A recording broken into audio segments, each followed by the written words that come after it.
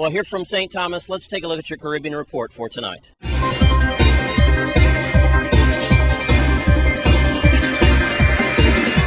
Start in Charlestown, Nevis, where members of a special task force at the Nevis Police Department destroyed an estimated $1 million worth of drugs in the presence of the media on Wednesday in an undisclosed location. According to the head of the unit, Inspector Wilson Wilkinson, the drugs consisted mainly of cocaine and cannabis marijuana. In relation to the origin of the drugs, the inspectors explained that they were all as a result of local operations. In most cases, they were because of information forthcoming from the public. When asked about the results of the ongoing police efforts to bond with the public, Inspector Wilkinson noted that it was because of the interaction through town hall meetings that they had continued to win the public confidence. The senior officer went on to say that he used the opportunity to address the matter of recovering illegal firearms and the process used by the police after they were confiscated. And in Cuba, a prominent Cuban dissident, Guillermo Fernales, has ended a long hunger strike after the government said it would release 52 political prisoners. Fernales began refusing food 4 months ago in demand of the release of jail dissidents who were ill. Last week, doctors who had been feeding him intravenously said that he was very close to death. Cuba agreed to free 52 prisoners on Wednesday after talks with a Roman Catholic church in Spain, which said they were willing to take in the ill prisoners. A BBC Havana correspondent said the release would mark a turning point in the relation between the United States and the European Union. Meanwhile, the United States welcomed the Cuban move, with Secretary Hillary Clinton calling it overdue, but a positive sign. In the Bahamas, a teenager suspected of stealing cars, powerboats, and at least 5 aircraft has been arrested after a high-speed chase. The 19-year-old U.S. citizen known as the Barefoot Bandit tried to escape in a stolen boat. Colton Harris Moore earned the nickname for not wearing shoes during his alleged crimes. He did not have a pilot's license, but is thought to have stolen an aircraft in Indiana and flown it all the way to the Bahamas through the use of training he got from computer games. And finally, in Jamaica, where world record sprinter Usain Bolt has made a winning return to the track after an absence caused by an Achilles heel tendon injury. The Jamaican comfortably outran his 100 meters opponents at the International League meeting in Switzerland, equaling the fastest time in the world this year. Fellow Jamaican Johan Blake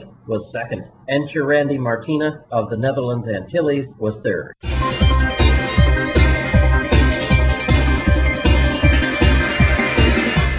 And that's your Caribbean report for tonight. Now let's check in on what's happening with your property taxes. Let's take a look. Good day. I'm Gregory R. Francis, your Lieutenant Governor for the U.S. Virgin Islands. And with me today, I have Mr. Delbert Hewitt, my Chief Operation Officer for the Office of the Lieutenant Governor.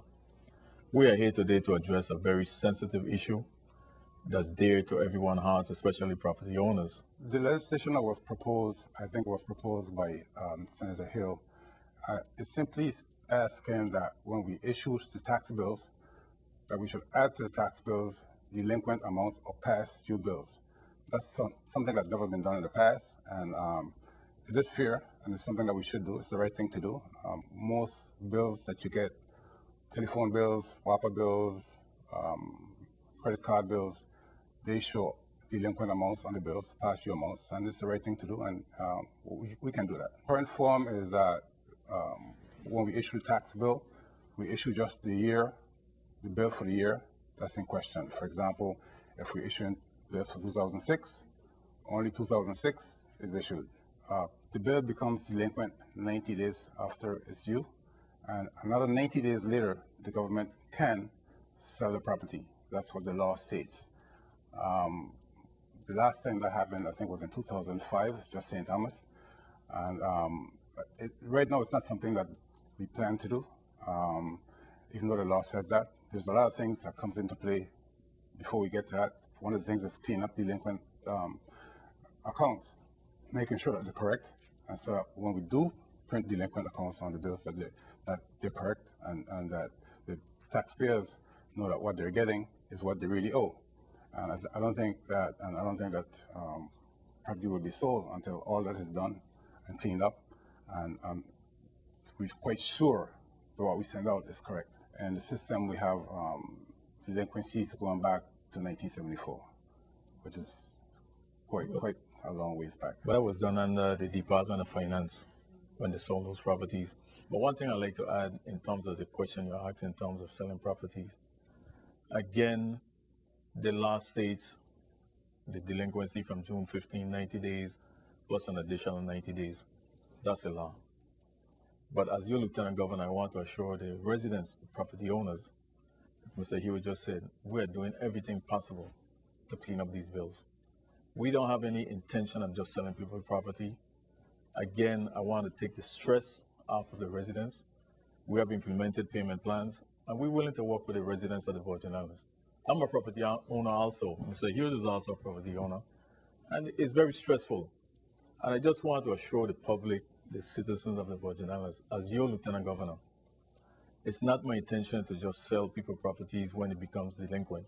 We are going to work with every property owners. We're going to develop payment plans, because we need to make it feasible and, as you know, what I say, comfortable for individuals. But the law is there. We cannot avoid the law, but I just want to assure the residents that we will do everything possible. And again, we are cleaning up, we are doing the cleanup with the past problems that we identified since we took it over. And we're computerizing it. So it's going to be easier for the residents. And again, I'm going to say it again, it's not our intention to just sell people property.